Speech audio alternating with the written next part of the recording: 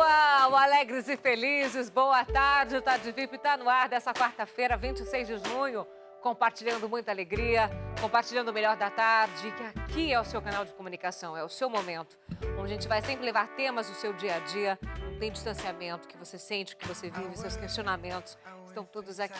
Eu quero que você fique muito à vontade com a nossa programação, os meus consultores que chegam de uma forma muito linda, de doação mesmo, para estarem aqui compartilhando o seu conhecimento. E você faz parte dessa cena, então aproveite. Os nossos canais estão aí para você realmente dar a sua opinião. Poxa, Paty, quero tanto saber sobre esse assunto. Poxa, Paty, me manda aquela receita de novo, aquele como se faz, aquele reciclar, a gente está aqui para isso. Comunique-se. Olha aí, eu quero você curtindo também minha página no Facebook e também a minha fanpage, tá certo? Nessa quarta-feira a gente tem um cara a cara delicioso. Ele que chega tímido, você olha que figura interessante, né? E tem determinação como palavra-chave, parece até que está escrito na testa dele. Nós vamos conversar com o técnico da Seleção Brasileira de Karatê, Ricardo Aguiar, que veio para cá, veio para essa entrevista realmente para abrir o jogo, para transcender. E vocês vão entender daqui a pouquinho o que eu estou dizendo aqui, tá bom? Só de conversar com ele, eu já percebi que determinação é uma de suas palavras-chave. Ele é técnico da Seleção Brasileira de Karatê, Ribeirão Pretano, mas já representou muito o nosso país. Por um esporte que eu quero ainda saber o porquê que ele escolheu. Aliás, acho que ele já deve ter ouvido muito essa pergunta. Ele está aqui de frente comigo, Ricardo Miguel de Aguiar. Seja muito bem-vindo. É um prazer te receber aqui no nosso Cara a Cara. O prazer é todo meu, Patrícia.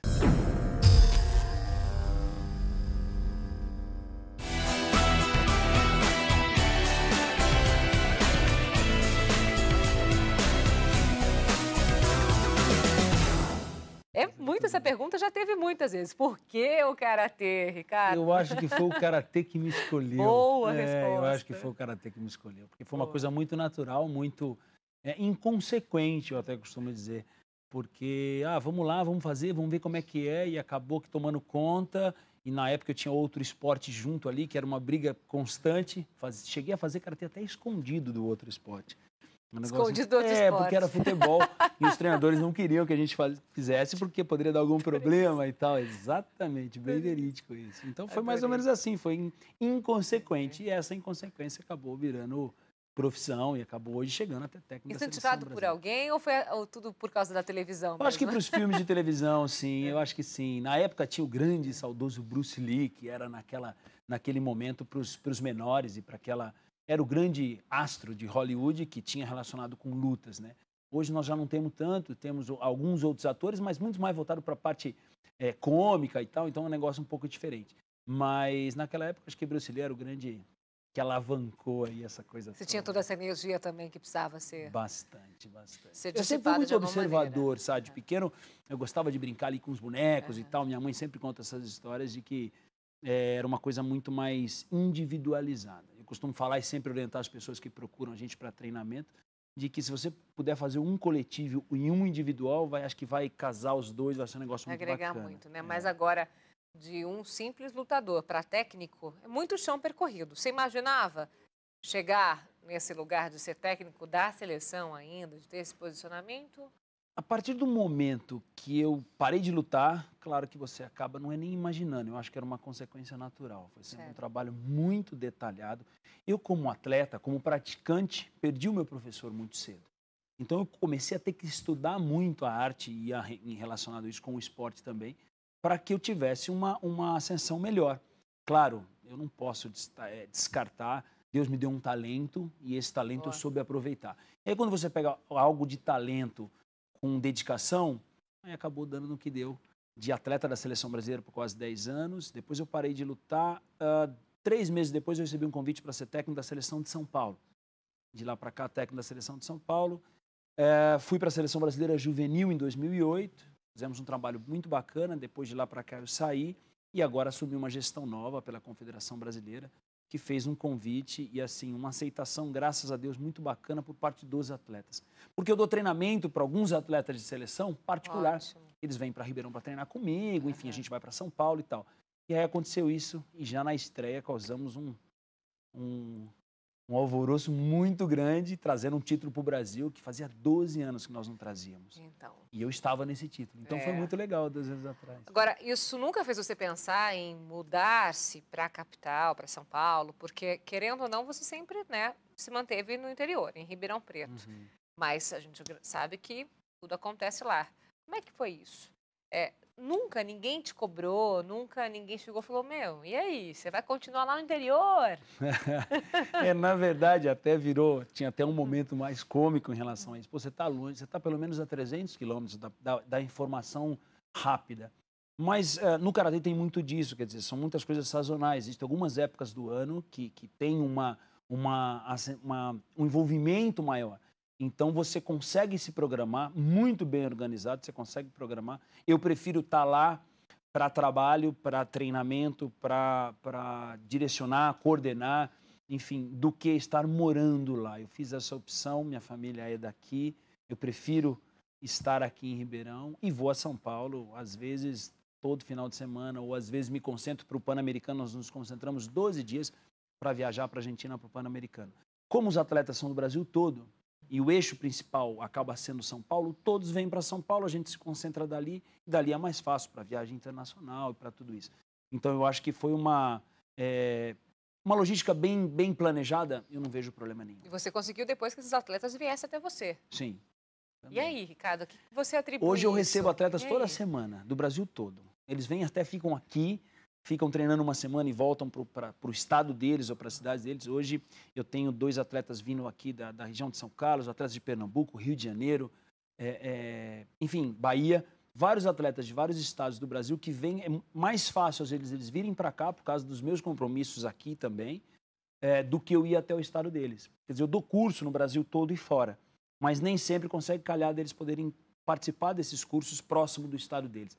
Então, a vinda para cá começou de uma maneira meio que involuntária. Veio um fica sabendo, comenta com o outro. Aí é um treinamento de quase 5 dias, é um trabalho que eu faço já há bastante tempo. E esse treinamento de 5 dias, esses atletas vêm e saem daqui cheio de motivação, de energia. E por que Ribeirão Preto? Na verdade, criou-se uma referência, né? Eu como atleta de Ribeirão Preto, cheguei à seleção brasileira muito cedo, permaneci na seleção brasileira por muito tempo. Então, Karatê Ribeirão Preto, tem até o Rafael Martinez fala muito, comenta isso, né? Karatê Ribeirão Preto virou Ricardo, sabe? É um negócio engraçado, até engraçado, mas é bacana, porque criou-se essa referência. Então, eu vejo, só que eu estou muito longe, Patrícia, então às vezes eu vou falar para você que cansa um pouquinho. Cansa, eu fui dar um treino domingo em Vinhedo, fui e voltei. Semana passada a mesma coisa. Até para a seleção de São Paulo, que vai disputar um campeonato brasileiro agora recente.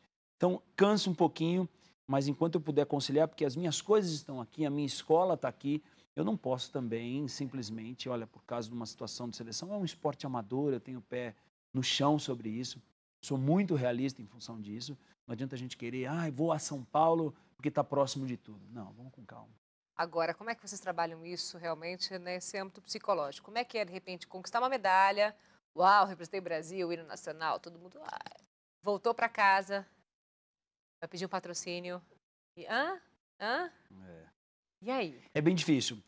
Hoje eu até dou um auxílio para esses atletas de seleção e alguns dos atletas que estão na seleção, que são meus atletas, daqui mesmo. No sentido de saber vender a própria imagem, de vender o atleta, ele se torna um produto em um determinado momento. E você falar de você é muito ruim. É muito ruim. Eu, por muitas vezes, eu conto essa história, todo mundo adora, porque eu, por muitas vezes, tirava 30 cópias de um currículo que tinha 2 páginas. Hoje é um dossiê, graças a Deus, ótimo. Mas no começo eu tinha 2, 3 páginas. E eu chegava e falava, olha, eu sou o Ricardo, e eu não vou chegar e falar, olha, eu sou o Ricardo, eu sou bom, viu, no que eu faço. Você não vai falar isso.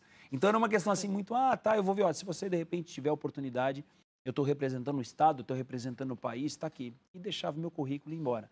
Por diversas vezes esse currículo não saiu nem da mesa, ele foi para o lixo direto, eu sei disso, várias empresas. E é algo normal você falar de você. Hoje, existem algumas situações onde eu falo do atleta, ou existem algumas outras pessoas que vão falar desse atleta. Então, é bem diferente. Nas palestras que eu faço, eu gosto muito disso, hoje com a seleção brasileira, antes com a seleção em São Paulo, a equipe de Ribeirão, eu sempre tentei passar alguma coisa motivacional para eles. E hoje ficou legal, porque os convites que eu tenho para curso, eles pedem a palestra junto.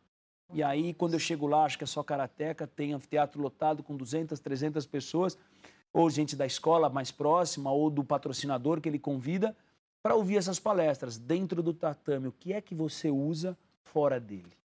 Quer dizer, aquele desafio, o olhar no olho, o receio, o medo, todo mundo tem isso.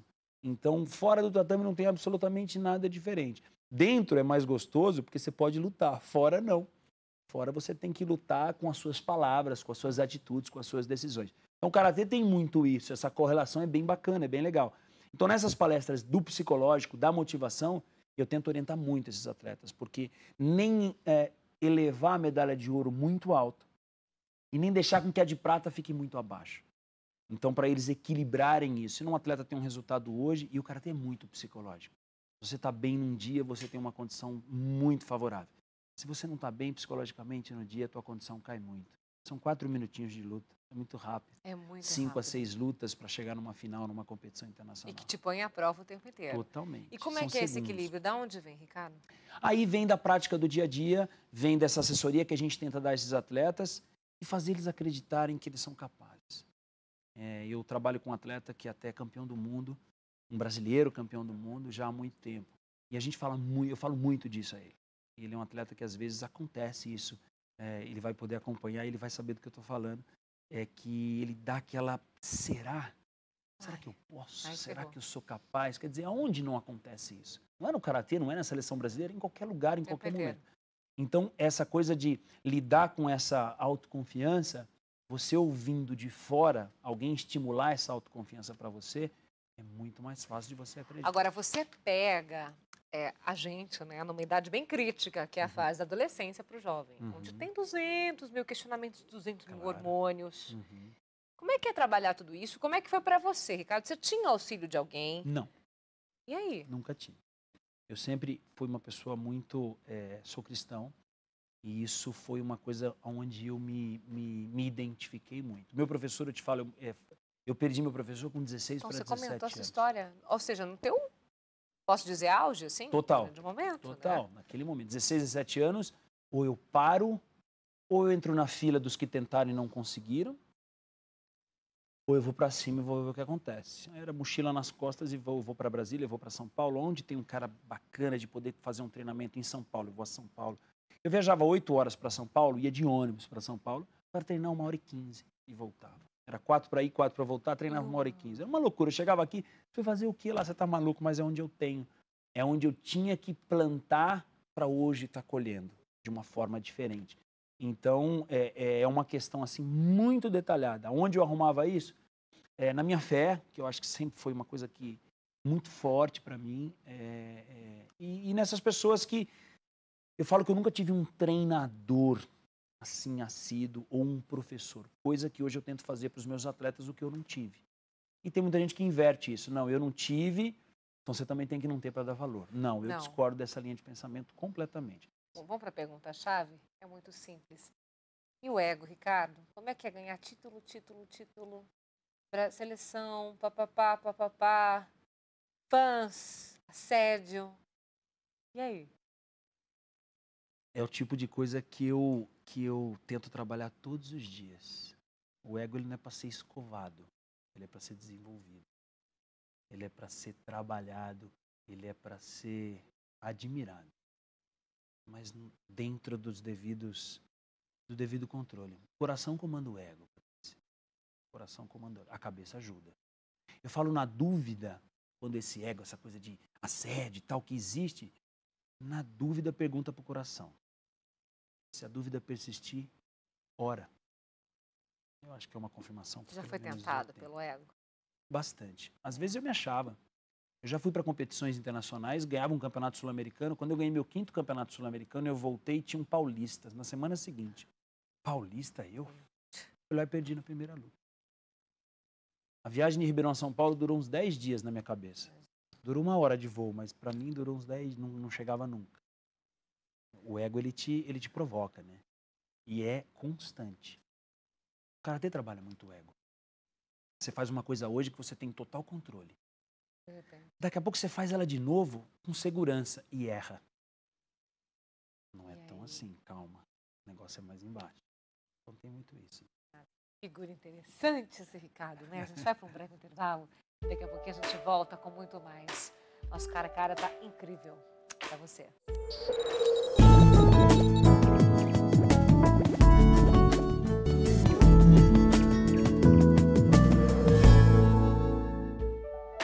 Nós estamos de volta com o nosso Tarde VIP desta quarta-feira. Ele está aqui, Ricardo Miguel de Aguiar, técnico da Seleção Brasileira de Karatê, trazendo pra gente essa relação linda que ele tem com o esporte. Ele se testa, viu, gente? O hobby dele é jogar golfe. Como é que você começou com essa história do golfe, hein? Me chamou a atenção, sabia? Eu tive... Chama atenção, porque é atípico. E todo mundo fala assim, Ricardo, mas que esportezinho de fresco que você foi arrumar, né? Não é nada de fresco. Tô querendo praticar, poxa. Não, mas o de fresco que eu falo é porque tem todo um ritual, tem todo um monte de etiqueta. Eu acho bacana, Dá um gritinho no campo pra você ver se não chama a sua atenção. Não pode, roupa de gola, tem que manter a linha. E tá muito relacionado com o lance da disciplina, que no próprio karatê tem a disciplina. Então, me identifiquei rapidamente. Um grande amigo, tem uma pessoa que eu estimo muito, que treina comigo, foi minha primeira mulher a se formar faixa preta. Que legal. Dona Eliana. E o marido dela jogava. E aí ele cansou de jogar sozinho, eu ia pra fazenda, ele tinha um campo lá e tal. Cara, vem aqui jogar comigo. E eu falei, mas eu não sei jogar não, mas você aprende. Então deixa eu fazer aula. Não. Você vai aprender jogando comigo no campo. E aí ele ficava 3, 4 horas comigo, com uma paciência, seu Aldo Pedreschi, mandar um abração pra ele. Uma paciência, assim, absurda.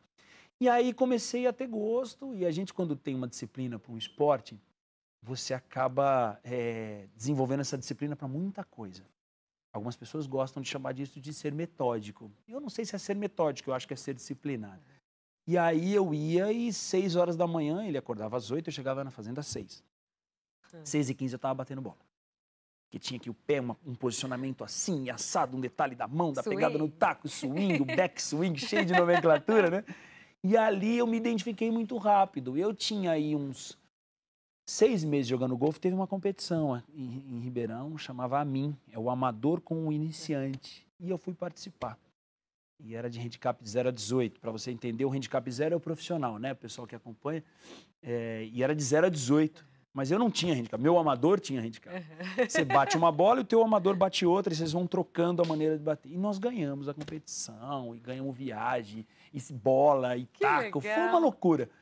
E aí o negócio, eu sou um pouco competitivo já de natureza, né? E aí começou a pegar gosto, eu falei, já que eu vou fazer, deixa eu fazer direito. Aí compra equipamento, viajei pra competição, trouxe equipamento de fora. Legal. E aí, assim, é um momento que eu tenho pra mim, sabe? É muito bacana. Eu gosto muito de sair no campo sozinho.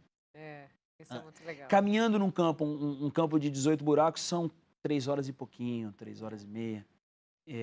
São 3 horas e meia, assim, que no meio da natureza, onde você prova você, mal barato. Muito, o tempo inteiro, né? O teste é muito legal. consigo, né? Muito legal. Agora, Ricardo, e terapia? Você já fez? Nunca fiz. Nunca pensou? Nunca fiz. Já bati o papo com alguns profissionais da área e eu vejo, acho um momento muito bacana de você conversar com alguém. Eu sou uma pessoa, embora aparentemente não pareça, eu sou um pouco fechado. Dificilmente eu me abro, assim. Hoje escapou aqui, tá? Que bom. Então, eu acho muito bacana e eu acho que é necessário.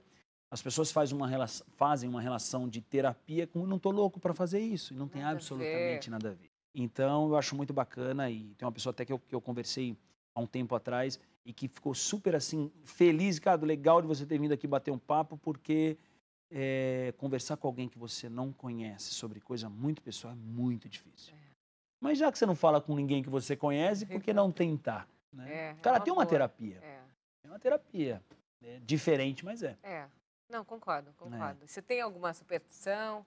Nenhuma. Um ritual para entrar em cena? Não, tem uma coisa muito engraçada que eu até falei numa palestra prévia do Campeonato Pan-Americano para a Seleção Brasileira, que eu falo assim, cada um tem um jeito, hoje à noite vocês vão deitar, cada um tem a sua maneira, tem um que escova os dentes com a escova com a mão esquerda, o outro deixa o kimono pendurado na cadeira, o outro amarra, enfim, todo mundo tem, não sei se é superstição, se eu chamo disso, eu não tenho.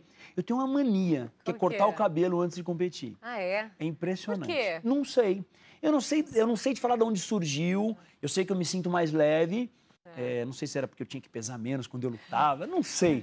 Eu não sei realmente o que é, mas cortar o cabelo... Eu fui para minha estreia, foi na seleção adulta agora, no Pan-Americano, Eu falei, olha, gente, deu certo a vida toda. Eu vou ficar questionando Agora. por que eu vou cortar o cabelo ou não? Vou cortar. E fui, fizeram. cortei. Fomos campeões pan-americanos. Olha lá, Vou tá continuar cortando. Deixa essa história aí Deixa, como não tem tá, problema, né? exatamente. Como tá, deixa quieto. Você já é pai? Sou pai, filhote, Jonas, 7 anos. Um barato, né? É, né? Porque a vida toda, quando me disseram assim, você vai ser pai. E agora, Ricardo, como é que você vai lidar com isso? Você dá aula há muito tempo, você já tem experiência. Não achava que tinha.